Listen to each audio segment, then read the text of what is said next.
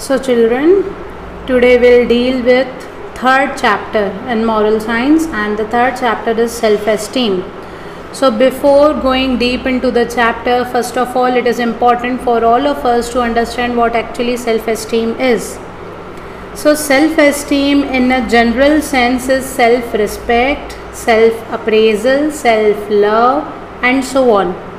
So if we get to know, or if you want to know the greater or in-depth meaning of this, it means the appreciation and liking of oneself.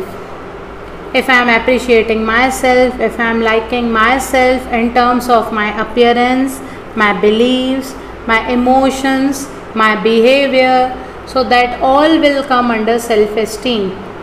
Having a respect for my own set of beliefs, for my own set of emotions and behavior, that all will come under self-esteem.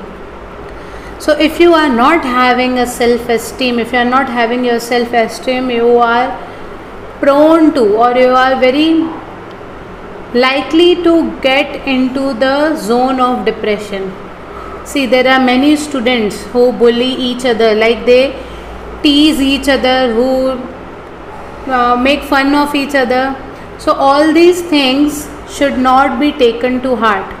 You should have your self-respect in yourself. If you are taking such teasing and such sort of fun making to heart, you are definitely going to land in zone of depression someday or the other. But if you prevent yourself from such things, like if someone is teasing you, let it be, ignore that. You can take that teasing on a positive note, or you can take that teasing on a negative note. That all depends on you. So if you are taking it on a positive note, you will ignore that, and you will also make fun of it and leave that. You will ignore that. But if you are taking it in a negative way, all this will go into hurting you in the shorter run or the longer run.